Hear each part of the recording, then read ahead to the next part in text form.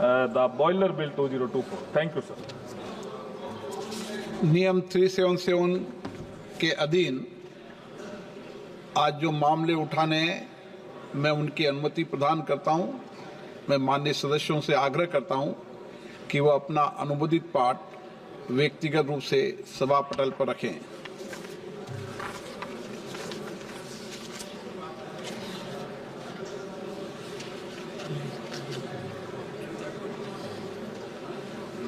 भारत के संविधान सभा द्वारा आज अंगीकार किए के 75 वर्ष पूर्ण होने के उपलक्ष्य में सदन एक व्यापक चर्चा संवाद के लिए यहाँ एकत्रित हुआ है। ये हमारी गौरवशाली यात्रा बहुत महत्वपूर्ण अहम पड़ाव पे है। मैं सभी माननीय सदस्यों से आग्रह करूंगा कि इस चर्चा में हम सकारात्मक और एक प्रेरणादायक चर्चा हो, ऐसा मेरा आग्रह है। माननीय राजनाथ सिंह जी।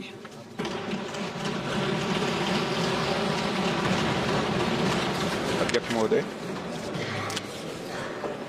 सबसे पहले आज जो है संसद पर हुए हमले की हम सभी जानते हैं बरसी है, तो मैं इस लोकतंत्र के मंदिर की रक्षा करने वाले अपने सारे शहीद सुरक्षा कर्मियों के प्रति अपनी हार्दिक श्रद्धांजलि अर्पित करता हूं, जिन्होंने की संसद की सुरक्षा में अपने प्राणों की आहुति दी। अध्यक्ष महोदय, सबसे पहले मैं आपको धन्यवाद भी देना चाहता हूं कि आपने मुझे इस सदन में भारतीय संविधान के 75 वर्ष की यात्रा पूरी होने पर आयोजित इस चर्चा में भाग लेने का अवसर दिया है। हम सब सौभाग्यशाली हैं कि हम भारतीय संविधान के अमृत महोत्सव के अध्यक्ष महोदय हम साक्षी बन रहे हैं। अध्यक्ष महोदय, 75 वर्ष पहले संविधान सभा ने न्यूली इंडिपेंडेंट इंडिया के लिए संविधान निर्माण का महान कार्य संपन्न किया था। लगभग 3 वर्षों के रिगरस डिबेट एंड डेलिब्रेशन के परिणाम स्वरूप हमें हमारा संविधान मिला है। अध्यक्ष महोदय, संविधान सभा ने जो संविधान तैयार किया था वह केवल एक कानूनी दस्तावेज नहीं था, बल्कि जन आकांक्षाओं का वो प्रतिबिंब था और उन्हें पूरा करने का वह माध्यम भी था। It was an expression of the general will of the people. कई सदियों के बाद एक बार फिर से अध्यक्ष महोदय, भारत की तकदीर भारत के लोगों के हाथों में थी। स्वराज का जो सपना भारत के स्वतंत्रता सेनानियों और आम भारतीयों ने देखा था वह पूरा हो चुका था। अध्यक्ष महोदय, हम भारत के लोगों ने 26 नवंबर 1949 के दिन संविधान को अपनाया था, अधिनियमित किया था और उसे राष्ट्र को समर्पित किया था। यह वह दिन था जब भारत के लोग प्रजा से नागरिक बने थे अध्यक्ष महोदय, और ऐसे नागरिक जिनके अपने मौलिक अधिकार थे और उनके पास एक भारतीय नागरिक होने का गौरव भी था। ऐसे नागरिक जो अपनी सरकार को चुन सकते थे और चुन ही नहीं सकते थे अध्यक्ष महोदय, सरकारों को बदल सकते थे। अब देश में राजा रानी का शासन नहीं था, राजतंत्र नहीं था और न तो ब्रिटिश तंत्र था, बल्कि जनता का शासन था और लोकतंत्र था। अध्यक्ष महोदय, मैं अपनी बात को आगे बढ़ाने से पहले संविधान को अंगीकार करने के 75 वर्ष पूरे होने के उपलक्ष्य में इस सदन और समस्त देशवासियों को हार्दिक बधाई देता हूं। अध्यक्ष महोदय, साथ ही भारत की आज़ादी और भारत के संविधान के निर्माण से जुड़े सभी महानुभावों के प्रति कृतज्ञता भी व्यक्त करता हूं और उन सभी को शीश झुकाकर नमन करता हूं। अध्यक्ष महोदय, हमारा संविधान सार्वभौम है, हमारा संविधान सर्वसक्षम है। हमारे संविधान की सार्वभौमिकता और सर्वसक्षमता का अंदाजा इसी बात से लगाया जा सकता है कि जहां एक ओर हमारा संविधान स्टेट यानी राज्य की जिम्मेदारियों को विस्तृत रूप से सूचीबद्ध करता है, वहीं नागरिकों को उनके संवैधानिक और मौलिक अधिकार भी प्रदान करता है। अगर एक लाइन में मुझे कहना हो तो मैं कह सकता हूं कि हमारा संविधान सामाजिक, आर्थिक, राजनीतिक और सांस्कृतिक जीवन के सभी पहलुओं को छूते हुए राष्ट्र निर्माण का यह मार्ग प्रशस्त करता है अध्यक्ष महोदय। साथ ही लोगों के लिए मॉरल ट्रेजेक्ट्री यानी नैतिक मार्ग भी बनाता है। इसी प्रकार हमारा संविधान जहां एक और कोऑपरेटिव फेडरलिज्म सुनिश्चित करता है, वहीं राष्ट्र की एकता को सुनिश्चित करने पर भी बल देता है। हमारा संविधान लेजिस्लेचर, एग्जीक्यूटिव और जुडिशरी को नागरिकों के हितों के लिए मिलजुल कर काम करने की शक्ति भी प्रदान करता है। साथ ही चेक्स एंड बैलेंसेस का भी सिस्टम यह संविधान प्रदान करता है, जिसे सभी संस्थाएं अपने संवैधानिक दायरे में रहकर वह काम कर सकें। अध्यक्ष महोदय, भारत का संविधान सिर्फ एक शासन प्रणाली स्थापित करने का ही कार्य नहीं करता है, बल्कि भारत के गौरव को पुनर्स्थापित करने का यह एक रोड मैप है अध्यक्ष महोदय। और साथ ही यह भारत को विश्व पटल पर सही स्थान दिलाने का रोड मैप है। भारत को पुनः एक आदर्श राष्ट्र बनाने का भी अध्यक्ष महोदय रोड मैप है। और यह रोड मैप है विकास का, रोड मैप है समता का, रोड मैप है न्याय का, रोड मैप है स्वतंत्रता का, बंधुता का, राष्ट्र की एकता और अखंडता को अक्षुण्ण रखने का। यह रोड मैप है नागरिकों की गरिमा सुनिश्चित करने का। अध्यक्ष महोदय, कुछ लोगों द्वारा हमारे संविधान को कॉलोनियल रूल यानी उपनिवेशवाद का उपहार मान लिया जाता है, या अक्सर हमारे संविधान को पश्चिमी देशों के संविधान से ली गई अच्छी बातों का एक संकलन मात्र मान लिया जाता है। अध्यक्ष महोदय, पिछले कुछ वर्षों में देश में एक ऐसा माहौल बनाने का प्रयास किया गया है कि संविधान एक पार्टी की विशेष देन है। इन सभी बातों में डेप्थ एंड ब्रेथ मैं मानता हूं कि दोनों की कमी है। अध्यक्ष महोदय, संविधान निर्माण में बहुत से लोगों की भूमिका को जानबूझकर नकार दिया गया है, जबकि सच्चाई यह है कि हमारा संविधान हमारी सिविलाइजेशनल वैल्यूज यानी सभ्यता एवं सांस्कृतिक मूल्यों का एक एक्सप्रेशन है।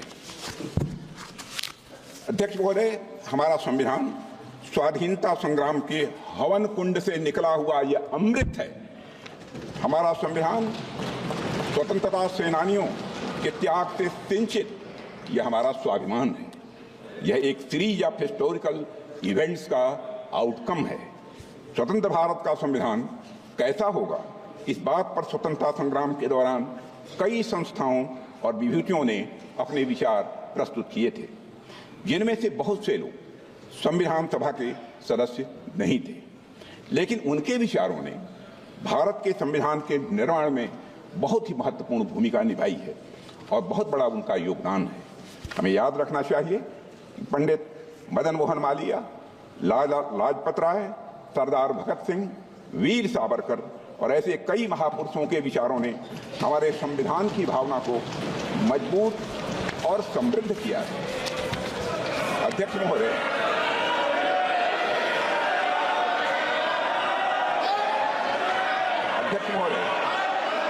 हमारे प्रेरणा स्रोत डॉक्टर श्यामा प्रसाद मुखर्जी का मानना था कि संविधान कलेक्टिव इफोर्ट और कंसेंसस का रिजल्ट होना चाहिए। मैं फिर से दोहराना चाहता हूं, हमारे प्रेरणा स्रोत डॉक्टर श्यामा प्रसाद मुखर्जी का यह मानना था कि संविधान कलेक्टिव इफोर्ट और कंसेंसस का रिजल्ट होना चाहिए। अध्यक्ष महोदय, हमारा संविधान इसी सामूहिक प्रयास और समझ का नतीजा है। हमारे संविधान के लिखे जाने से 6 साल पहले यानी 1944 में लिखे गए constitution of the Hindustan free state नाम के दस्तावेज में कई बड़े नेताओं ने संविधान के बारे में अपने विचार दिए थे। इसमें सभी नागरिकों के लिए धार्मिक स्वतंत्रता सुनिश्चित करने की बात कही गई थी। इस बात का उल्लेख एक इमिनेंट ज्यूरिस्ट श्री अर्घसेन गुप्ता ने भी किया है। अध्यक्ष महोदय, उस दस्तावेज में प्रत्येक नागरिक को अपनी संस्कृति और भाषा की रक्षा करने का भी अधिकार दिया गया था। सरकार को रिलीजन के आधार पर भेदभाव करने से स्पष्ट रूप से प्रतिबंधित किया गया था।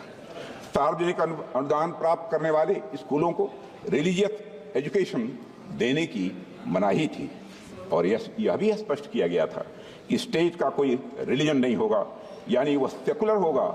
और यह बात वे लोग कह रहे थे जिन्हें हमारे सामने बैठे कुछ लोगों के दल कांग्रेस के लोग कम्युनल कहा करते थे, यह बात उन लोगों ने कही थी। अध्यक्ष महोदय, constitution of the Hindustan free state से डॉक्टर श्यामा प्रसाद मुखर्जी बेहद प्रभावित थे। और अगर हम संविधान सभा की बहस को ध्यान से पढ़ें तो पता चलता है कि उन्होंने राष्ट्रीय एकता के लिए और अलगाववादी प्रवृत्तियों पर अंकुश लगाने के लिए एक मजबूत संघ यानी स्ट्रांग यूनियन की आवश्यकता पर विशेष बल दिया था और स्वतंत्रता और समानता के सिद्धांतों पर आधारित एक गणतांत्रिक संविधान की डॉक्टर श्यामा प्रसाद मुखर्जी ने वकालत भी की थी। हमारे वर्तमान संविधान में भी इन्हीं मूल्यों को अध्यक्ष महोदय प्राथमिकता दी गई है, मगर इस बात का कहीं उल्लेख नहीं मिलता है।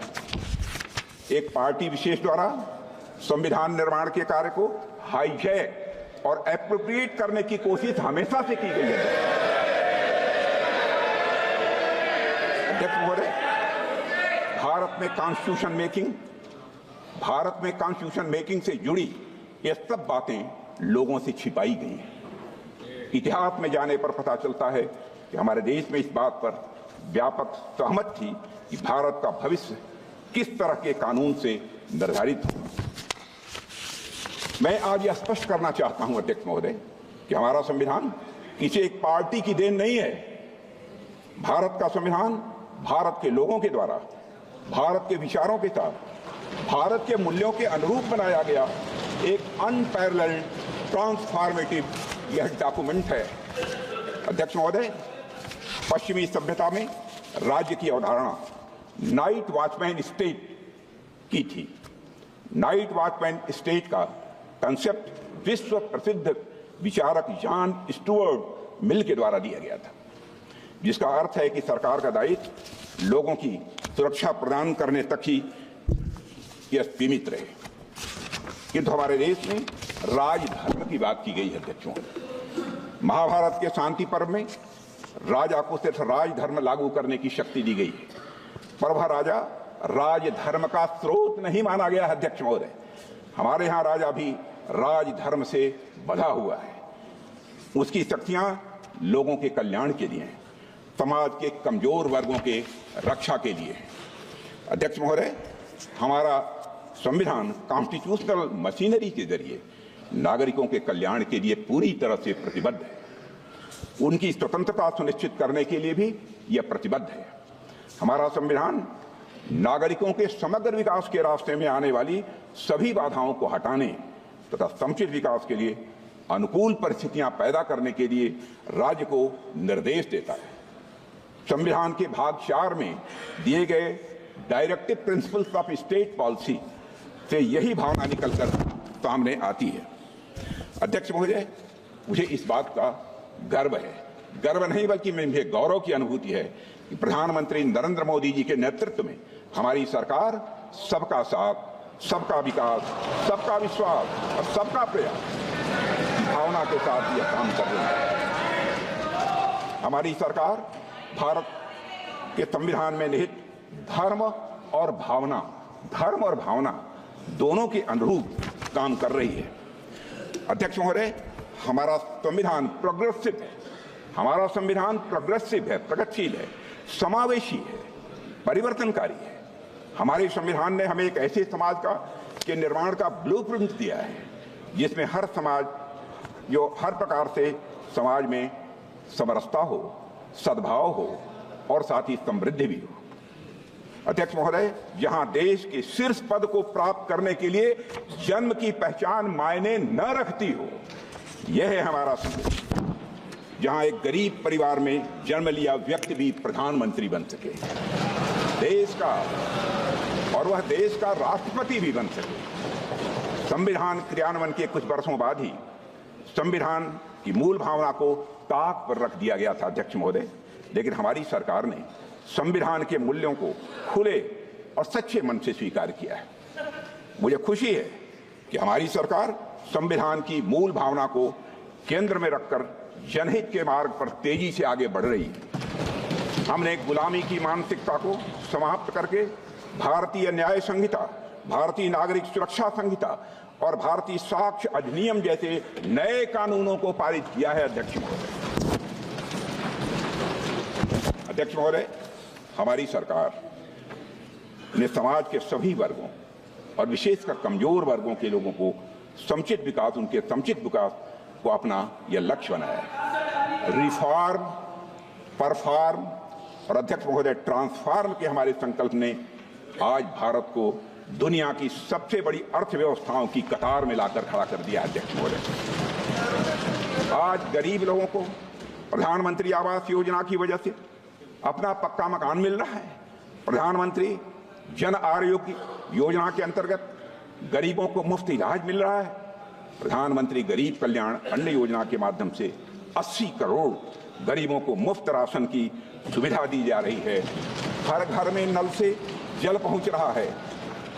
हर घर में शौचालय बन रहे हैं। अध्यक्ष महोदय, हमारे देश में लगभग आधी आबादी महिलाओं की है। महिला सशक्तिकरण की दिशा में हमारी सरकार हर संभव प्रयास कर रही है। सामाजिक न्याय के संवैधानिक आदर्शों के अनुरूप विमेन डेवलपमेंट के साथ विमेन लेड डेवलपमेंट को सुनिश्चित करने के लिए हमने नारी शक्ति बंधन अधिनियम भी पास किया है और इससे राजनीतिक क्षेत्र की महिलाओं का प्रतिनिधित्व बढ़ेगा तथा उनका सशक्तिकरण भी यह सुनिश्चित होगा। इसी सोच के तहत अध्यक्ष महोदय, हमारी सरकार ने वर्ष 2018 में राष्ट्रीय पिछड़ा आयोग को संवैधानिक दर्जा दिया है। पहली बार आजाद भारत के इतिहास में आर्थिक रूप से कमजोर वर्गों की उन्नति के लिए साल 2019 में संविधान संशोधन किया गया है। इसके लिए हमने आर्थिक आधार पर 10% आरक्षण का अवसर प्रदान किया है इकोनॉमिकली बैकवर्ड क्लास के लिए। अध्यक्ष महोदय, समग्र और समावेशी विकास के ये सभी काम हमारे संवैधानिक मूल्यों और आदर्शों के यह जीवंत रूप हैं। हमारी सरकार ने न सिर्फ संविधान के मूल्यों को केंद्र में रखकर काम किया है, बल्कि संविधान को लेटर एंड स्पिरिट में बखूबी हमारी सरकार ने लागू किया है। अध्यक्ष महोदय, इस देश में एक ऐसा राज्य भी था जहां देश का संविधान लागू नहीं होता था। संसद के कानून भी पूरी तरह लागू नहीं होते थे। हमने वहां भी संविधान को पूरी तरह से लागू करके दिखाया है अध्यक्ष, और आज पूरा देश उस निर्णय का सकारात्मक परिणाम अपनी प्रत्यक्ष आंखों से देख रहा है। हाल में चुनाव संपन्न हुए हैं, रिकॉर्ड मतदान हुआ है अध्यक्ष महोदय, लंबे समय बाद हुआ है। एक भी हिंसा की घटनाएं मतदान के दौरान नहीं हुई है। अध्यक्ष महोदय, मैं वहां की जनता का अपनी तरफ से हार्दिक अभिनंदन करता हूं। अध्यक्ष महोदय, हमारे संविधान ने हमें भारतीयता से पुनः परिचित कराया है।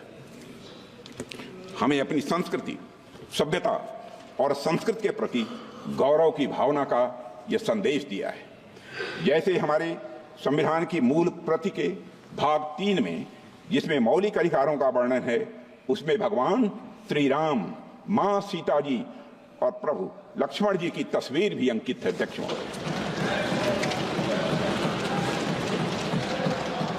अध्यक्ष महोदय, संविधान की मूल प्रति के मुख्य पृष्ठ पर अजंता गुफाओं की पेंटिंग्स की छाप मिलती है, और अध्यक्ष महोदय, साथ ही कमल का फूल भी अंकित है।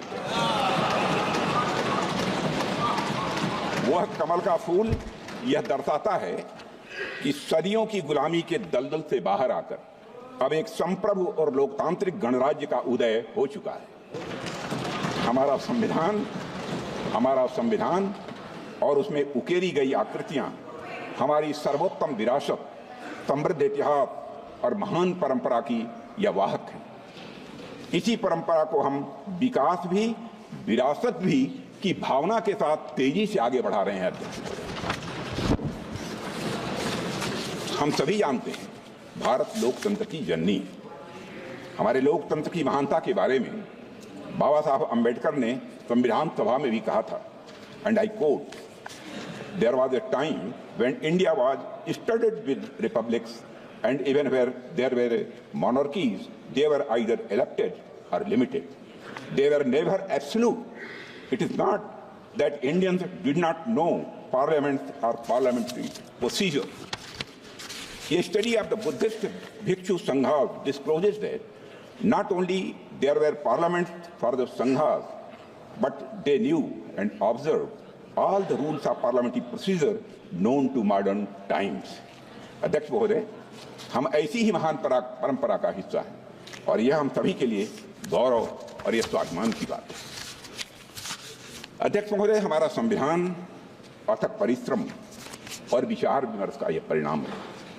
इसके निर्माण में शामिल सभी महानुभाव महान देशभक्त थे। Doctor B.R. अम्बेडकर, श्री अल्लादी कृष्ण स्वामी अय्यर, श्री K.M. मुंशी, श्री गोपाल स्वामी अयंगर, श्री पंडित जवाहरलाल नेहरू, सरदार वल्लभ भाई पटेल, डॉक्टर राजेंद्र प्रसाद, जो मैं बोल रहा हूं वो सच्चाई है। डॉक्टर राजेंद्र प्रसाद और डॉक्टर श्यामा प्रसाद मुखर्जी जैसे नेताओं ने हमारे संविधान के निर्माण में अपनी महत्वपूर्ण भूमिका निभाई है और अपना महत्वपूर्ण योगदान दिया है। H.B. Kamat, P.F. Deshmukh, R.K. सिल्वा, शिवबनलाल सक्सेना, ठाकुरदास भार्गव, K.T. शाह और हृदयनाथ कुंजरू आदि जैसी महान विभूतियों ने अपने अनुभव और ज्ञान से हमारे संविधान को समृद्ध किया है। ड्राफ्टिंग कमेटी के सलाहकार B.N. राव और इसके मुख्य मसौदाकार S.N. मुखर्जी अपने असाधारण योगदान के लिए आज भी याद किए जाते हैं। अध्यक्ष महोदय, अमूमन जब भी संविधान की बात की जाती है तो हम फाउंडिंग फादर्स की बात तो करते हैं, लेकिन फाउंडिंग मदर्स की बात नहीं करते। लेकिन आज मैं भारतीय गणतंत्र की उन फाउंडिंग मदर्स को भी अपनी श्रद्धांजलि अर्पित करना चाहता हूं, जिनका संविधान निर्माण में बहुत ही महत्वपूर्ण योगदान रहा है और जितना कि हमारे फाउंडिंग फादर्स का रहा है। यहां मैं एक ऐसी पुस्तक का उल्लेख करना चाहता हूं अध्यक्ष महोदय, जो संविधान सभा की उन महिला सदस्यों की भूमिका का वर्णन करती है जिनके योगदान का इतिहास द्वारा उचित मूल्यांकन नहीं किया गया था। Founding mothers of the Indian republic पुस्तक का नाम है founding mothers of the Indian republic, gender politics of the framing of the constitution नामक यह किताब संविधान की महिला सदस्यों का जीवन चित्रण करते हुए संविधान के निर्माण में उनके योगदान पर विस्तृत प्रकाश डालती है। जब 24 जनवरी 1950 को भारतीय संविधान पर अध्यक्ष महोदय जनप्रतिनिधियों द्वारा हस्ताक्षर किए गए, तो उस दस्तावेज पर हस्ताक्षर करने वालों में 11 महिलाएं भी शामिल थीं। उनके नामों का यहाँ पर मैं उल्लेख करना चाहूंगा और मैं मानता हूं कि उल्लेख करना इस संसद के समक्ष आवश्यक भी है। जी दुर्गाबाई, अम्मू स्वामीनाथन, अमृत कौर, दक्षिणायनी वेलायुधन, हंस मेहता, रेणुका रे, सुचिता कृपलानी, पूर्णिमा बनर्जी, बेगम कुरैशिया, एजाज रसूल, कमला चौधरी और एनी मैस्करीन। अध्यक्ष महोदय, मैं समझता हूं कि सदन और देश के द्वारा अपनी संविधान सभा की इन महान महिलाओं को हर्ष ध्वनि के साथ उनकी सामूहिक सराहना की जानी चाहिए।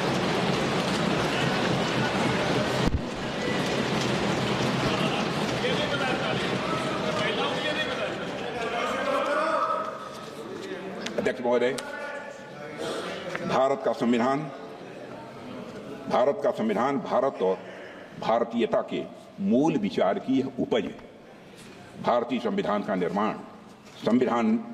निर्माण और लोकतंत्र के वैश्विक इतिहास में एक महत्वपूर्ण घटना और एक अनूठा अनुभव भी है। अध्यक्ष महोदय, जब अन्य एशियाई और अफ्रीकी देश उपनिवेशवाद से मुक्त हुए थे तो उनका संविधान कॉलोनियल रूलर्स का एक पार्टिंग गिफ्ट था। इसके विपरीत भारतीयों ने अपना संविधान अपने लिए खुद रचा है। यह हम सबके लिए गौरव की बात है। अध्यक्ष महोदय, कई पोस्ट कॉलोनियल डेमोक्रेसीज और उनके संविधान ज्यादा लंबे समय तक टिक नहीं पाए, लेकिन भारतीय संविधान तमाम ऑनस्लॉट्स और चैलेंजेस के बावजूद बिना अपनी मूल भावना को खोए दुनिया के सबसे बड़े लोकतंत्र को बनाए रखने में महत्वपूर्ण भूमिका निरंतर निभा रहा है। अध्यक्ष महोदय, मैं मानता हूं कि इसकी बड़ी वजह है भारतीय समाज में लोकतांत्रिक मूल्यों के प्रति प्रतिबद्धता, न्यायविधि और संविधान के प्रति आदर और सम्मान का भाव। और आज जब हम संविधान के 75 वर्ष पूरे होने का अमृत महोत्सव मना रहे हैं, तो मैं इस अवसर पर संविधान की भावना की रक्षा सुनिश्चित करने में सर्वोच्च न्यायालय की भूमिका की भी मैं सराहना करना चाहता हूं। अध्यक्ष, संविधान के कस्टोडियन और इंटरप्रेटर के रूप में सुप्रीम कोर्ट की भूमिका को सहज रूप से हम सब स्वीकार करते हैं। अध्यक्ष महोदय, और अध्यक्ष महोदय, आज संविधान की रक्षा करने की बात की जा रही है। अध्यक्ष महोदय, आज संविधान की रक्षा करने की बात की जा रही है। यह हम सभी का कर्तव्य है। और अध्यक्ष महोदय, लेकिन हमें यह भी समझने की जरूरत है कि किसने संविधान का सम्मान किया है और किसने संविधान का अपमान किया है।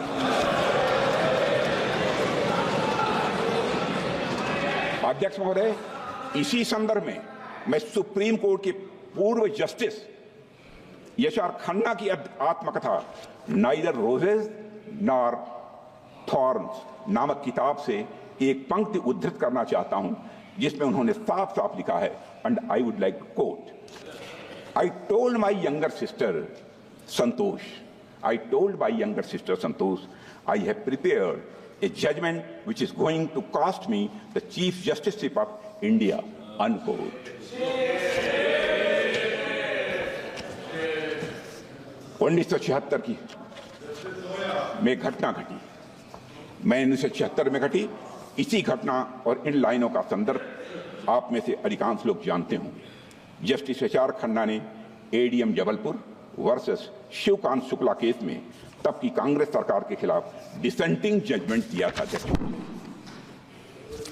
अध्यक्ष महोदय, जस्टिस खन्ना यह स्वीकार करने के लिए तैयार नहीं थे कि किसी भी हालत में सरकार द्वारा किसी नागरिक से उसके जीने का हक और अदालत में न्याय मांगने का अधिकार यह छीन लिया गया। अपने डिसेंटिंग जजमेंट के लिए जस्टिस खन्ना को क्या कीमत चुकानी पड़ी है, यह बात भारतीय लोकतंत्र के सबसे काले अध्याय के पन्नों में अंकित है। अध्यक्ष महोदय, इसी तरह वर्ष 1973 में भी सभी संवैधानिक मूल्यों को ताक पर रखकर तब की कांग्रेस सरकार ने justice JM Shelar, KF Hegde और एएन ग्रोवर को सुपरसीड करके सीनियरिटी में चौथे नंबर के जज को भारत का मुख्य न्यायाधीश बना दिया। अध्यक्ष महोदय, इन तीनों जजों का सिर्फ एक अपराध था कि वे तीन लोग सरकार के सामने नहीं झुके। उन तीनों जजों ने एक तानाशाह सरकार की शक्तियों को संवैधानिक दायरे में बांधने की पूरी कोशिश की। अध्यक्ष महोदय, यहां मैं एक महत्वपूर्ण बात जोड़ना चाहता हूं। यह किसी व्यक्ति पर हमला नहीं था, यह सिर्फ किसी व्यक्ति विशेष के अधिकारों का हनन नहीं था, बल्कि यह संविधान पर हमला था। यह हमारे संविधान को सबवर्ट करने का एक महापाप था। अध्यक्ष महोदय, और मुझे हैरानी होती है कि आज इस कृत्य को अंजाम देने वाली पार्टी संविधान के संरक्षण की बात करती है। अध्यक्ष महोदय, मैं इस सदन में यह कहना चाहता हूं कि कांग्रेस के मित्रों ने अनेक मौके पर संविधान और संवैधानिक भावनाओं का निरादर किया है। उन्हें कभी भी संस्थानों यानी इंस्टीट्यूशंस की इंडिपेंडेंस और ऑटोनॉमी हजम नहीं हुई। अध्यक्ष महोदय, उन्होंने हमेशा एक कमिटेड जुडिशरी, कमिटेड ब्यूरोक्रेसी और कमिटेड इंस्टीट्यूशन बनाने का काम किया। अध्यक्ष महोदय, कांग्रेस पार्टी ने हमेशा संविधान को राजनीतिक हित साधने का एक माध्यम बनाया और उसकी मूल भावना को तहस नहस करने का कांग्रेस ने काम किया है। अध्यक्ष महोदय, उनके मुंह से संविधान की रक्षा जैसी बातें मैं समझता हूं शोभा नहीं देती है। अध्यक्ष महोदय, आज मैं देखता हूं कि विपक्ष के कई नेता संविधान की प्रति अपनी जेब में रखकर घूमते हैं। असल में उन्होंने बचपन से ही यही सीखा है। उन्होंने पीढ़ियों से अपने परिवार में संविधान को जेब में ही रखे थे।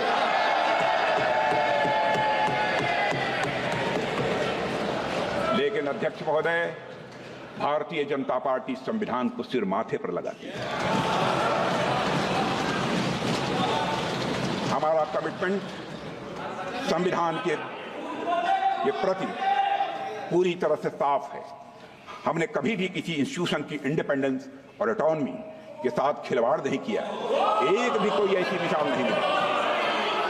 संविधान के मूल्य हमारे लिए कहने या दिखाने भर की बात नहीं है अध्यक्ष महोदय। कहने या दिखाने भर की यह बात नहीं है। संविधान के मूल्य, संविधान के द्वारा दिखाया गया मार्ग, संविधान के सिद्धांत हमारे मन में, वचन में, कर्म में हर जगह दिखाई पड़ेंगे। अध्यक्ष महोदय, हमारे संविधान निर्माताओं ने हमें एक लिविंग डॉक्यूमेंट दिया है। लिविंग डॉक्यूमेंट दिया है अध्यक्ष महोदय, जो युगानुकूल परिवर्तन की जरूरत के साथ तेजी से आगे बढ़ रहा है। बाबा साहब अम्बेडकर से अन्य संविधान निर्माताओं ने भी यह माना था कि संविधान भविष्य की सभी संभावनाओं को नहीं भांप सकता है। इसलिए उन्होंने आने वाली पीढ़ियों को उसमें संशोधन करने का भी अधिकार दिया था। प्रधानमंत्री श्री नरेंद्र मोदी जी के नेतृत्व में हमारी सरकार ने पिछले 10 वर्षों में जो भी संवैधानिक संशोधन किए हैं, मैं दावे के साथ कह सकता हूं, उन सभी का उद्देश्य सिर्फ और सिर्फ संवैधानिक मूल्यों को सशक्त करना था अध्यक्ष महोदय। सामाजिक कल्याण था अध्यक्ष महोदय, लोगों का सशक्तिकरण था अध्यक्ष महोदय। हमने अनुच्छेद 370 को निरस्त किया ताकि भारत की अखंडता सुनिश्चित हो। नारी शक्ति बंधन अधिनियम से महिलाओं के सामाजिक व आर्थिक सशक्तिकरण का मार्ग हमने प्रशस्त किया है। आर्थिक रूप से कमजोर वर्ग के लिए 10% आरक्षण भी सामाजिक न्याय की यह भावना से ही प्रेरित था अध्यक्ष महोदय। और अध्यक्ष महोदय, 70 वर्षों से हमारा पुराना टैक्सेशन सिस्टम करोड़ों उद्यमियों के लिए तो एक समस्या था ही, यह देश की एकता में भी बाधक था। हमने जीएसटी कानून बनाया। यह कार्य फेडरलिज्म के संवैधानिक सिद्धांत को कायम रखते हुए सभी को साथ लेकर चलने की हमारे प्रयास को यह दर्शाता है।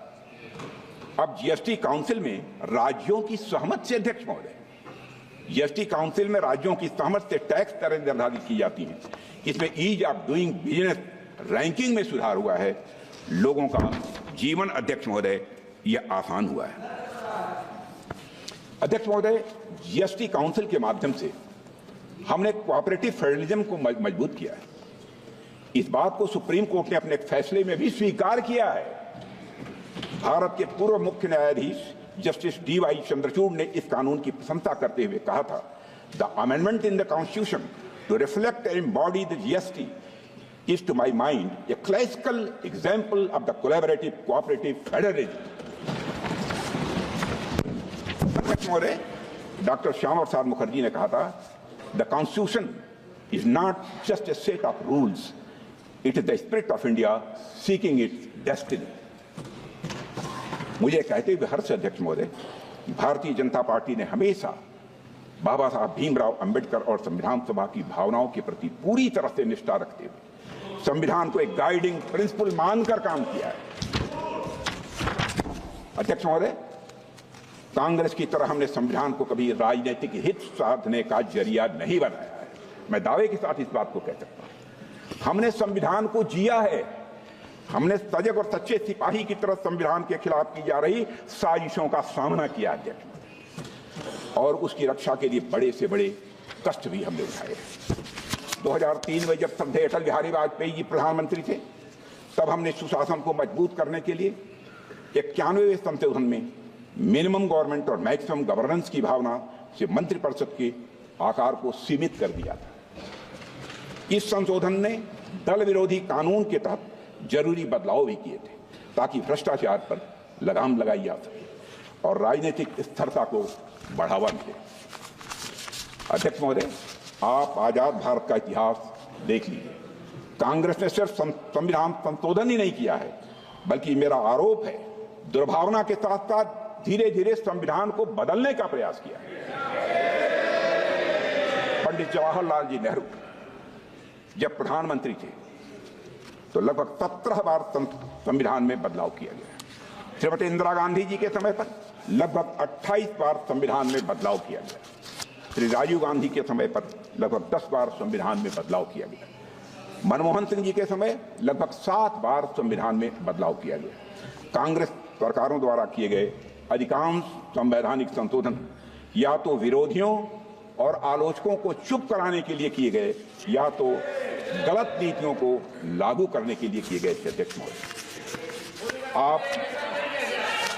अध्यक्ष महोदय, आप पहले संविधान संशोधन को ही ले लीजिए। आप पहले संविधान संशोधन को ही ले लीजिए। साल 1950 में प्रेस में कांग्रेस सरकार की गलत नीतियों की आलोचना हो रही थी। हमारे प्रेस के मित्र भी सुन रहे होंगे। ऐसे में तब की कांग्रेस की सरकार ने आरएसएस के साप्ताहिक प्रकाशन ऑर्गेनाइजर और मद्रास से निकलने वाली पत्रिका क्रॉस रोड्स को प्रतिबंधित कर दिया और इसका विरोध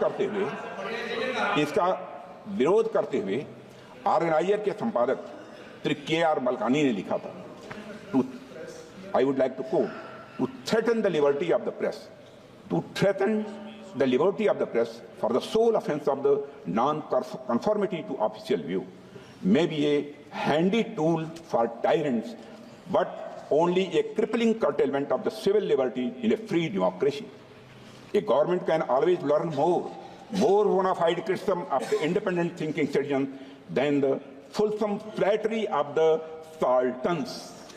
साल्टन्स का मतलब चापलूस होता है। अखिल अध्यक्ष महोदय, मलकानी जी और आरएसएस ने, राष्ट्रीय स्वयंसेवक संघ ने सरकार के आदेश को सुप्रीम कोर्ट में चुनौती दी और सुप्रीम कोर्ट ने सेंसरशिप आदेश को रद्द कर दिया और सरकार के निर्णय को असंवैधानिक घोषित कर दिया था। अध्यक्ष महोदय, आज संविधान का राग अलापने वाली कांग्रेस पार्टी ने सुप्रीम कोर्ट के आदेश का सम्मान करने की जगह मई 1951 में ही संवैधानिक संशोधन करके नागरिकों के freedom of speech and expression को कुचल दिया।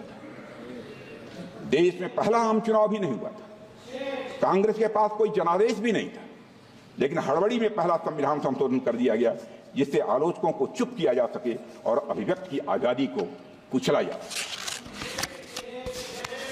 अध्यक्ष महोदय, हम सभी जानते हैं कि संविधान निर्माण में बाबा साहब अम्बेडकर की अग्रणी भूमिका थी, लेकिन बहुत कम लोग यह जानते हैं कि संविधान लागू होने के बाद कांग्रेस सरकार द्वारा मौलिक अधिकारों को कमजोर करने के प्रयासों के खिलाफ बाबा साहब हमेशा लड़ते रहे।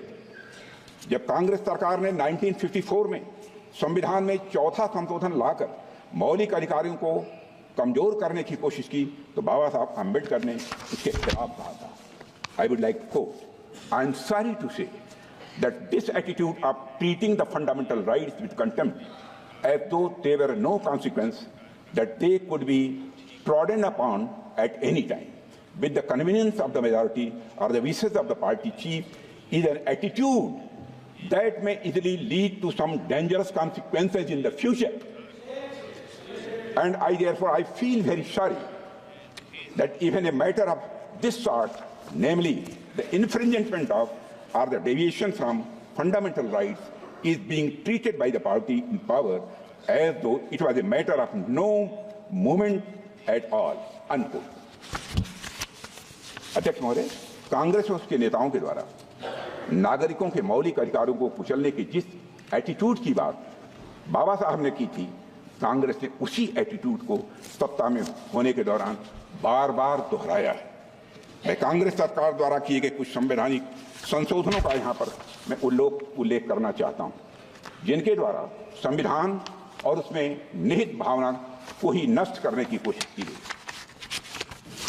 अध्यक्ष महोदय, साल 1975 में हुए 38वें संविधान संशोधन से आपातकाल यानी इमरजेंसी लगाने के निर्णय को नॉन जस्टिशिएबल बनाने की कोशिश की गई। इलेक्शन लॉ अमेंडमेंट बिल लाया गया जिसका एकमात्र उद्देश्य उन सभी इलेक्टोरल मैल प्रैक्टिसेस को ह्यूमिलिटी देना था जिसके कारण श्रीमती इंदिरा गांधी के चुनाव को चुनौती दी गई। कल्पना कर सकते हैं अध्यक्ष महोदय, एक निंदनीय संशोधन जो अंततः लैप्स हो गया वह था 1976 में किया गया। 41वां संविधान संशोधन विधेयक। इस संशोधन का उद्देश्य, मैं सदन का ध्यान आकर्षित करना चाहता हूं अध्यक्ष महोदय, इस संशोधन का उद्देश्य प्रधानमंत्री, राज्यपाल और राष्ट्रपति को पद ग्रहण करने से पहले उनके कार्यकाल के दौरान किए गए सभी कार्यों के लिए आपराधिक जो है मुकदमों से इम्यूनिटी प्रदान करना था। चाहे जो भी अपराध किए सब क्षम्य थे। अध्यक्ष महोदय, इसका मतलब यह था सबसे जघन्य अपराध करने वाला व्यक्ति भी अगर एक दिन के लिए भी संवैधानिक पद पर बैठ जाए तो उसके सभी अपराध माफ। कैसे देश माफ कर सकता है? अध्यक्ष महोदय, संवैधानिक शक्तियों का दुरुपयोग यही नहीं रुका। 28 अगस्त 1976 को 42वां संविधान संशोधन पेश किया गया था, जिसमें प्रोविजंस थे कि किसी भी कानून की संवैधानिकता केवल 7 न्यायाधीशों द्वारा ही तय की जा सकती है और किसी भी कानून को केवल 2/3 बहुमत से ही रद्द किया जा सकता है। अध्यक्ष महोदय, क्षमा कीजिए, क्या यह सब एक तानाशाह द्वारा अपने निजी स्वार्थ के लिए संविधान को विकृत करने का यह भरसक प्रयास नहीं था? अध्यक्ष महोदय, बेसिक स्ट्रक्चर के सिद्धांत को नकारने के लिए 42वें संविधान संशोधन के द्वारा यह प्राविधान किया गया था कि आर्टिकल 368 के तहत किया गया प्रत्येक संवैधानिक संशोधन यह वैध होता। जैसा कि आप जानते हैं कि आर्टिकल 368 के माध्यम से संविधान में संशोधन की व्यवस्था की गई है और संविधान में लोकसभा का कार्यकाल भी बढ़ाकर 6 साल कर दिया गया। अध्यक्ष महोदय, क्या यह पूरे संविधान को एक तानाशाह के उद्देश्यों की पूर्ति का एक माध्यम मात्र बनाने का यह षड्यंत्र नहीं था? क्या यह सब जनता को फिर से प्रजा बनाने की यह साजिश नहीं थी? अध्यक्ष महोदय, आज उसी पार्टी के लोग संविधान का इस्तेमाल दुष्प्रचार के लिए कर रहे हैं। आज उसी पार्टी के लोग जात के आधार पर जनगणना कराना चाहते, कराएं, हमें कोई आपत्ति नहीं, लेकिन मैं जानना चाहता हूं कि देश की जनता की आंखों में धूल झोंक कर राजनीति नहीं की जानी चाहिए। राजनीति करनी है तो जनता की आंखों में आंख डालकर राजनीति आपको एक ब्लूप्रिंट लेकर आना चाहिए, एक मसौदा लेकर आना चाहिए, ऐसा मसौदा जिसमें कि यह पूरी तरह से स्पष्ट हो, जो जातिगत जनगणना कराएंगे किस जाति को आरक्षण का कितना प्रतिशत देंगे, इसका भी खुलासा होना चाहिए। और मैं चाहूंगा कि ऐसा मसौदा तैयार होता है तो अध्यक्ष महोदय, यदि यह संसद सहमत हो, यदि आपकी अनुमति हो, तो उस पर संसद में चर्चा भी हो सकती है। अध्यक्ष महोदय, देश को गर्व है कि हमारा संविधान आपातकाल और भ्रष्ट सरकारों के सामने भी मजबूती से खड़ा रहा है। अध्यक्ष महोदय, हमारे संविधान में समय के साथ कई संशोधन हुए हैं, लेकिन संविधान की मूल भावना आज भी बनी हुई है, ये हमेशा बनी रहेगी। और अध्यक्ष महोदय, कांग्रेस चाहे जितनी भी कोशिश कर ले, लेकिन हम कभी भी संविधान के मूल चरित्र को बदलने नहीं देंगे।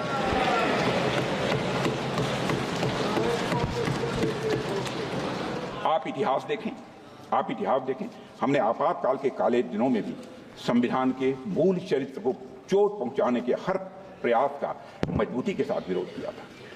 लाखों की संख्या में संविधान के सिपाहियों ने जेल की यातना झेली है। मैं स्वयं इन यातनाओं का भुक्तभोगी हूं। 18 महीने मैं भी जेल रहा हूं। 2 महीने तक हमने तन्हाई काटी है, सॉलिट्यूड सेल काटी है। अध्यक्ष महोदय, जेल में रहते हुए मेरी मां की मृत्यु हो जाने पर मुखाग्नि देने के लिए हमको पेरोल तक नहीं दिया गया। अध्यक्ष महोदय, कांग्रेस ने कभी संविधान, न संवैधानिक मूल्यों और न संवैधानिक संस्थाओं का सम्मान किया है। कांग्रेस के नेताओं ने हमेशा पर्सनल इंटरेस्ट को कॉन्स्टिट्यूशनल वैल्यूज और इंस्टीट्यूशनल डिग्निटी के ऊपर रखा। एक डॉक्यूमेंट फैक्ट है कि 1973 में 3 सीनियर मोस्ट जजेस को सुपरसीड करने के फैसले से तत्कालीन राष्ट्रपति श्री बीबी गिरी जी सहमत नहीं थे, पर तत्कालीन प्रधानमंत्री ने अपनी जिद, हट और राजनीतिक दंभ के कारण राष्ट्रपति के पद का सम्मान नहीं किया। अध्यक्ष महोदय, आज संविधान के तथाकथित हितैषी ये भूल जाते हैं कि श्रीमती इंदिरा गांधी ने 50 बार आर्टिकल 356 का दुरुपयोग करके चुनी हुई सरकारों को गिराने का काम किया। अध्यक्ष महोदय, 100 बात की एक बात, जब भी कांग्रेस नेताओं को सत्ता और संविधान में से एक को चुनना था तो उन्होंने सबसे पहले सत्ता को चुना है, संविधान को। मैं यहां पर अध्यक्ष महोदय उत्तर प्रदेश से जुड़ी हुई कुछ घटनाओं की मैं जरूर यहां पर चर्चा करना चाहूंगा, क्योंकि मेरे कार्यकाल की हैं जब मैं वहां अध्यक्ष था। 6 दिसंबर 1992 को मैं श्री कल्याण सिंह जी के मंत्रिमंडल में शिक्षा मंत्री था। दोपहर 11:30 बजे अयोध्या में एक विवादित ढांचा के गुंबद में आंशिक क्षति पहुंचने की जानकारी मिली, और जब 3-4 घंटे के बाद इस बात की पुष्टि हुई कि वहां ढांचे में भारी तोड़फोड़ हो चुकी है, तो शाम 5 बजे श्री कल्याण सिंह जी की सरकार ने राज्यपाल को इस्तीफा सौंप दिया। अध्यक्ष महोदय, आपका विशेष रूप से ध्यान आकर्षित करना चाहता हूं, इस्तीफा दे दिया कल्याण सिंह जी, परंतु सभापति महोदय, आश्चर्य की बात है कि पूर्ण बहुमत की सरकार का इस्तीफा स्वीकार नहीं किया गया और कुछ घंटे के बाद बर्खास्तगी का आदेश कर दिया गया। यह संवैधानिक व्यवस्था के दुरुपयोग का पहला उदाहरण मैंने अपने राजनीतिक जीवन में देखा है। सभापति महोदय, मैं तो सिर्फ अपने द्वारा अनुभव किए गए कुछ प्रयोग बताना चाहता हूं। 22 अक्टूबर 1997 को मैं भारतीय जनता पार्टी उत्तर प्रदेश का अध्यक्ष था। श्री कल्याण सिंह जी हमारी गठबंधन सरकार के मुख्यमंत्री थे। हमने अपना बहुमत सदन के पटल पर साबित कर दिया था। विधानसभा अध्यक्ष स्वर्गीय श्री केसरीनाथ त्रिपाठी जी ने सरकार के बहुमत सिद्ध होने का निर्णय भी सुना दिया था, किंतु फिर भी विपक्षी दल एक झुंड बनाकर, जिसमें हमारे कांग्रेस के मित्र थे, उत्तर प्रदेश के राज्यपाल के पास गए और राज्यपाल ने यह कह दिया, उन्हें लगता है कि सरकार के पास बहुमत नहीं है। अध्यक्ष महोदय, जबकि हम बहुमत सिद्ध कर चुके, अर्थात विधानसभा में बहुमत सिद्ध करने के बाद भी किसी सरकार को बर्खास्त कर दिया गया और रात में ही कैबिनेट ने बर्खास्तगी का निर्णय लेकर अनुमोदन के लिए राष्ट्रपति को भेज दिया। सभापति महोदय, मुझे याद है कि उस समय मेरे साथ रात्रि में 12 बजे वहां चल के हम सभी विधायक अगले दिन राष्ट्रपति भवन के बाहर देश के मीडिया के सामने 240 विधायकों की संख्या के साथ हम वहां पर मौजूद थे। उस समय उत्तर प्रदेश की विधानसभा 425 की होती थी।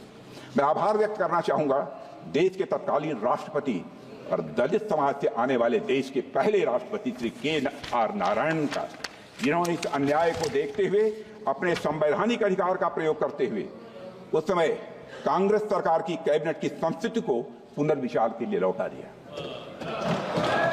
समाचार पत्रों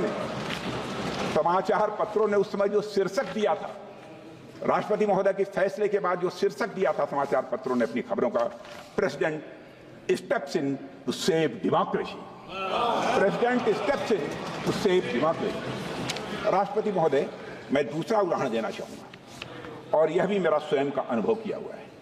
22 फरवरी 1998 देश में लोकसभा के चुनाव चल रहे थे।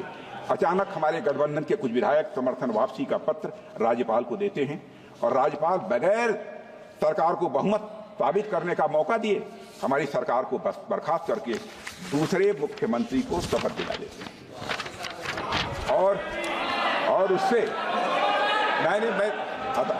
और उससे अब क्या करें, क्या वो एक डिसिप्लिन सोल्जर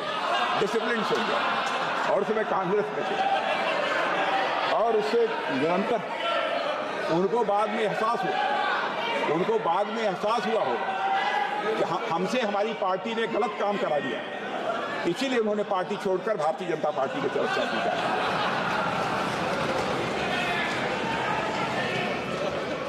तब अध्यक्ष महोदय, और उससे तुरंत बहुमत साबित करने के लिए भी नहीं कहते।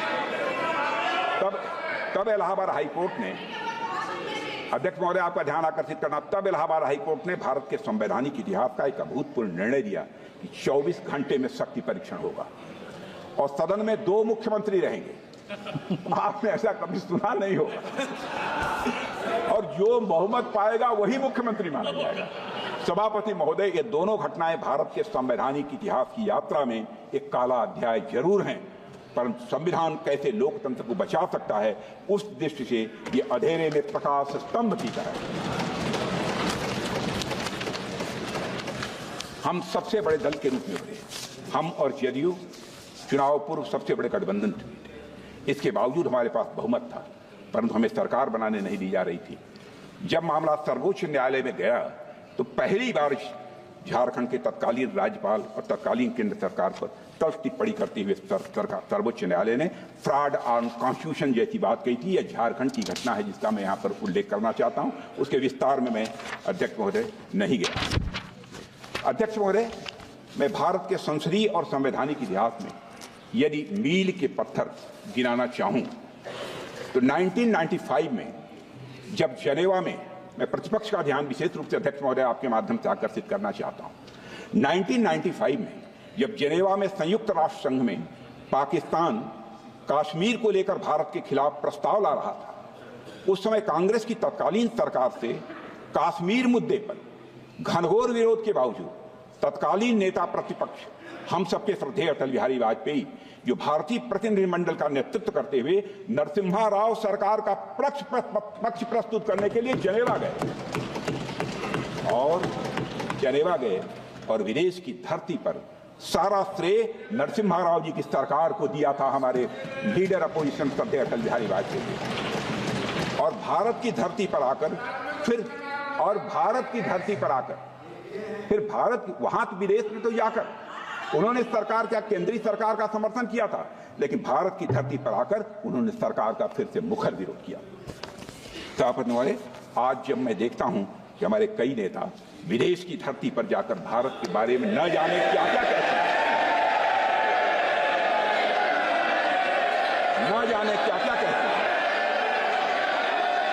तो हमें यह घटना एक कहानी जैसी लगती है अध्यक्ष महोदय।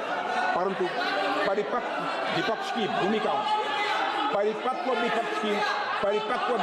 भूमिका कैसे निभाई जा सकती है, इसे भी सभी दलों को समझना चाहिए।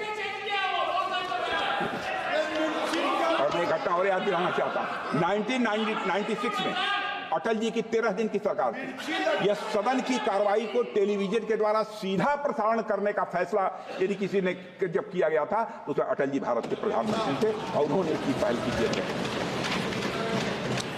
अध्यक्ष महोदय, 100 बात की एक बात, जब भी कांग्रेस के नेताओं को सत्ता और संविधान में से एक को चुनना था तो उन्होंने हमेशा ये सत्ता को चुना। अध्यक्ष महोदय, संविधान के आर्टिकल 44 में यूनिफॉर्म सिविल कोड लागू करने की बात की गई है और सुप्रीम कोर्ट ने Sarla Mudgal versus union of India case में कहा था, Pandit Jawaharlal Nehru while defending the introduction of the Hindu Code Bill instead of a uniform civil code in the Parliament in 1954 said, I do not think that at the present moment the time is ripe in India for me to try to push it through.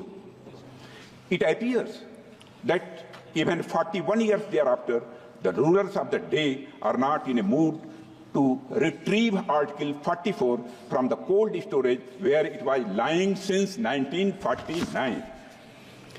The governments which have come and gone, have so far failed to make any effort towards unified personal law for all Indians. The reasons are too obvious to be stated. The utmost that has been done is to codify the Hindu law.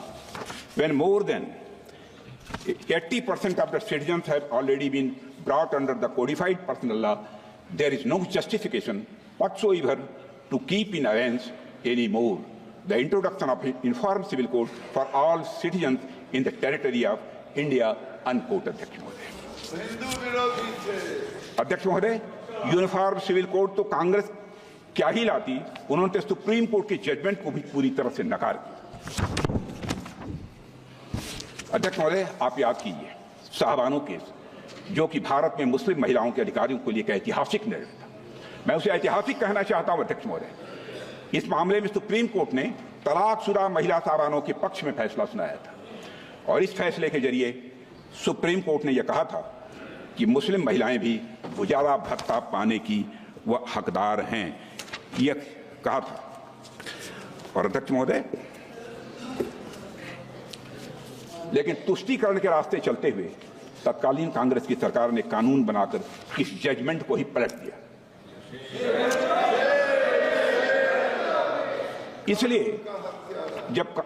इसलिए जब कांग्रेस के लोग जो हमेशा तुष्टीकरण की राजनीति करते आए हैं, लेकिन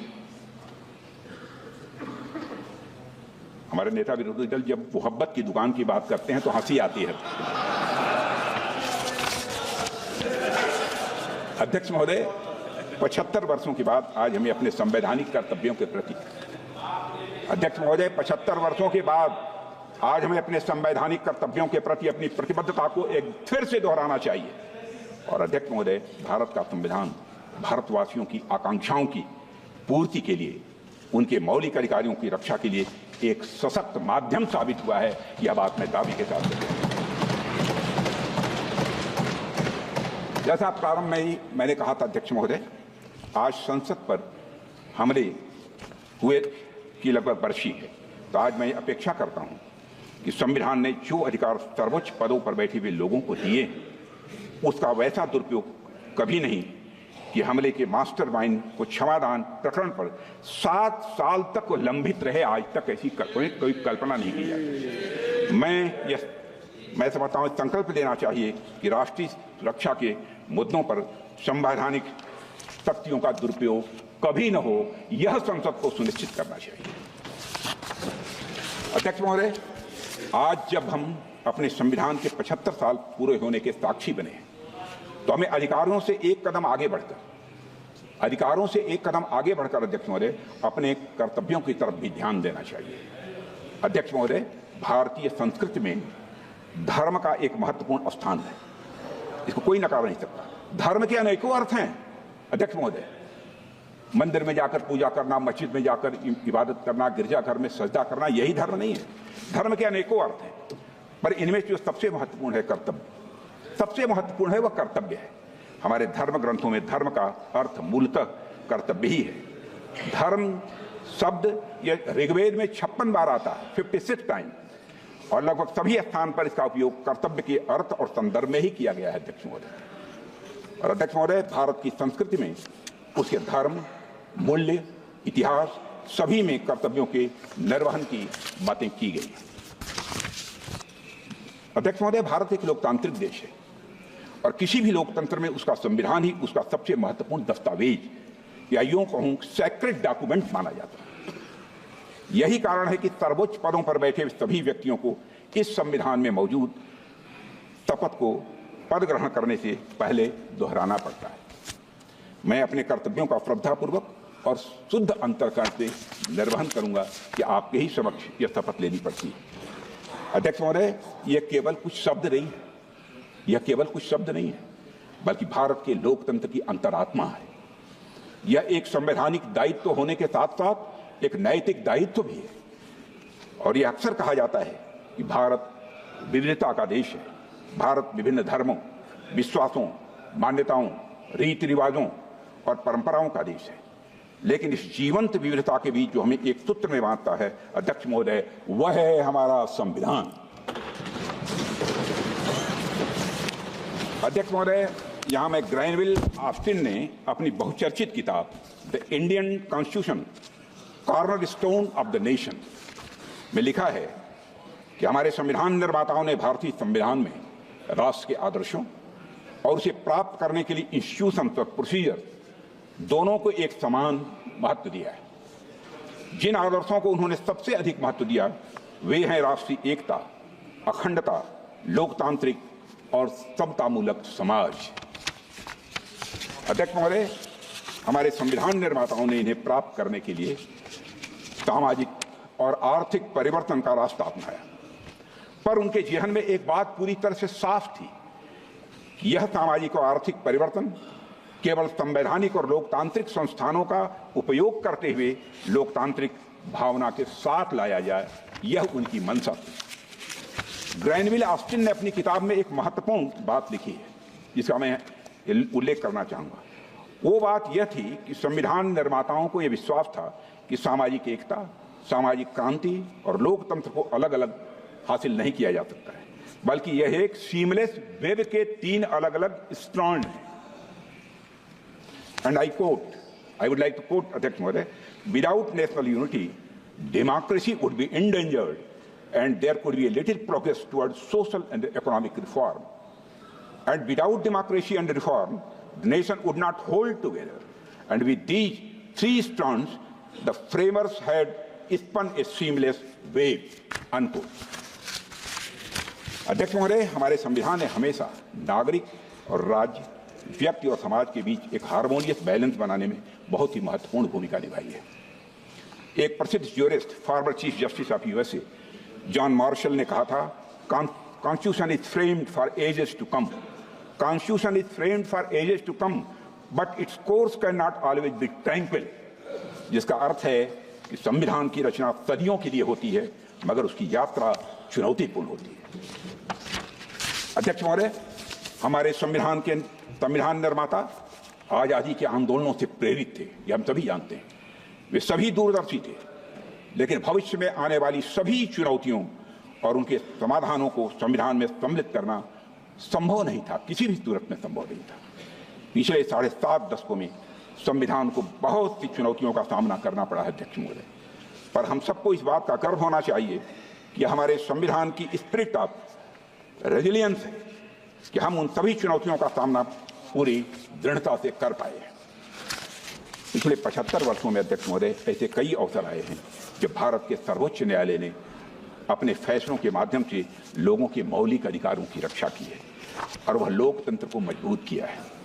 और इन सभी ऐतिहासिक फैसलों के पीछे जो आदर्श, सोच और मापदंड थे, वे सभी हमारे संविधान में निहित हैं। और भारतीय संविधान वह आदर्श था अध्यक्ष महोदय जिसके माध्यम से दुनिया का सबसे बड़ा लोकतंत्र यह अस्तित्व में आया था।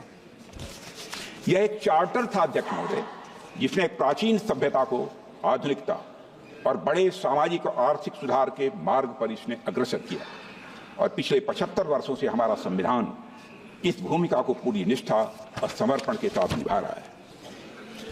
अध्यक्ष महोदय, पिछले 75 सालों में संविधान की मूल भावना से ही प्रेरणा लेते हुए हमारे सर्वोच्च न्यायालय ने लैंगिक समानता को बढ़ावा दिया, पर्यावरण संरक्षण को सुनिश्चित किया, संघीय संरचना को मजबूत किया और लोगों को मौलिक अधिकारों की रक्षा की है। अध्यक्ष महोदय, इस संदर्भ में मेरा मानना है कि इन सभी निर्णयों के पीछे जो गाइडिंग प्रिंसिपल्स थे वो हमारे संवैधानिक निर्माताओं के आदर्श और दृष्टिकोण थे जो भारत के संविधान में ही निहित है। भारत का संविधान 7 दशकों से अधिक समय से न सिर्फ शानदार तरीके से भारत का संविधान काम कर रहा है, बल्कि तमाम झंझावातों को झेलने के बाद भी साल दर साल हमारा संविधान मजबूत होता जा रहा है अध्यक्ष महोदय। और मेरा मानना है कि इसकी बड़ी वजह थी इसके सबसे बड़ी वजह थी इसमें निहित कॉन्स्टिट्यूशनल मॉरलिटी। अध्यक्ष महोदय, डॉक्टर अंबेडकर ने संविधान सभा की 4 नवंबर 1949 को अपने भाषण में इसी कॉन्स्टिट्यूशनल मॉरलिटी पर विचार रखते हुए प्रसिद्ध विचारक जॉर्ज ग्रोट को कोट करते हुए कहा था कि constitutional morality was the inseparable condition of a government at once free and peaceful. अध्यक्ष महोदय, हमारे भारतीय संविधान को इस कॉन्स्टिट्यूशनल मॉरलिटी से रेखांकित करने के लिए हमें बाबा साहब भीमराव अंबेडकर और संविधान सभा के प्रत्येक सदस्य के प्रति आभारी होना चाहिए। 26 नवंबर 1949 से ठीक एक दिन पहले डॉक्टर अंबेडकर ने संविधान सभा में एक भाषण दिया था जिसे द ग्रामर ऑफ एनॉर्की स्पीच के नाम से जाना जाता है। ग्रामर ऑफ एनॉर्की स्पीच के नाम से जाना जाता है। डॉक्टर अंबेडकर ने उसमें कहा था, मुझे लगता है अध्यक्ष महोदय, डॉक्टर अंबेडकर ने कहा था, मुझे लगता है कि कोई संविधान कितना भी अच्छा हो वह बुरा बन सकता है अगर जिन लोगों पर उसे चलाने की जिम्मेदारी है वो अच्छे न हों। उसी तरह कोई संविधान कितना भी बुरा हो वह अच्छा साबित हो सकता है अगर उसे चलाने वाले लोगों की भूमिका सकारात्मक हो।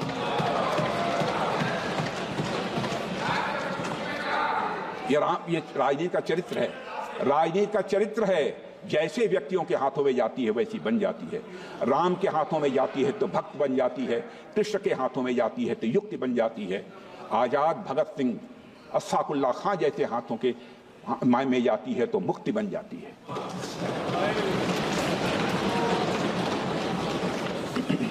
अंत में बाबा साहब अम्बेडकर द्वारा कही गई अध्यक्ष महोदय एक बहुत ही महत्वपूर्ण बात मैं आप सभी के बीच रखना चाहता हूं। उन्होंने कहा था कि by independence we have lost the excuse of blaming the British for anything going wrong. Again, I would like to repeat it. By independence, we have lost the excuse of blaming the British for anything going wrong. If hereafter things go wrong, we will have nobody to blame except ourselves.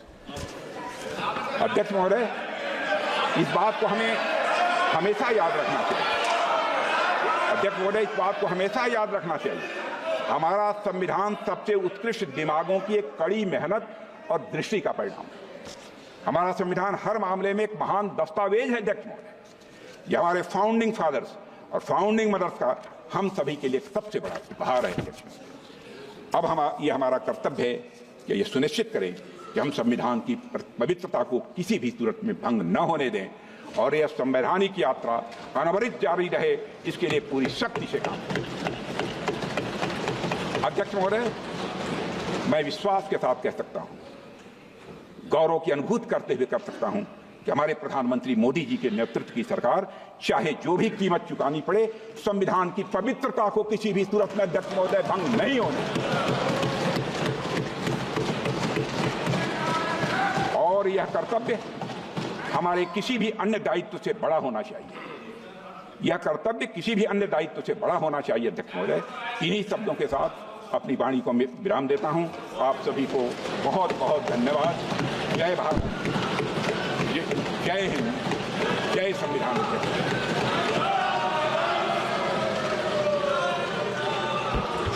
Shrimati Priyanka Gandhi Vadra.